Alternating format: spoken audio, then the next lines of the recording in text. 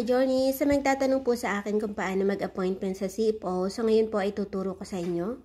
Punta po tayo sa Google.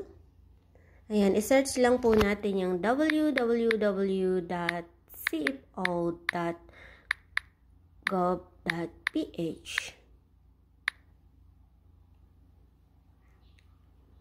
Ayan, mapupunta po kayo dito sa gov.ph. Nakikita nyo po itong GCF. Ayan, registered here. Tapos, ayan, pagkatapos nandito na tayo, click nyo po pababa. Ayan, dito sa baba makikita nyo yung mga office na malapit sa inyo. Manila office, Cebu office, Davao office, at Baguio office. Yan po yung mga pagpipilian. So, punta po tayo rito sa Manila office. Pagkatapos, click nyo po yung agree.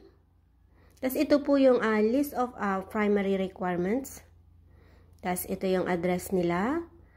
Pagkatapos, dito po tayo sa create an appointment. Ayan, sulat nyo na dito yung name nyo, yung mga birthday nyo, at saka yung visa number nyo. Ayan.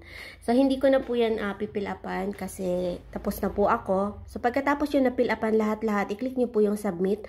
Pagkatapos po nyan, pipili kayo doon ng date. Titingnan nyo yung date na pwede pang available. Tapos, i-click nyo yung date as pumili kayo kung AM or PM. And then, submit po. So, yan lang po kung paano kumuha ng CFO appointment.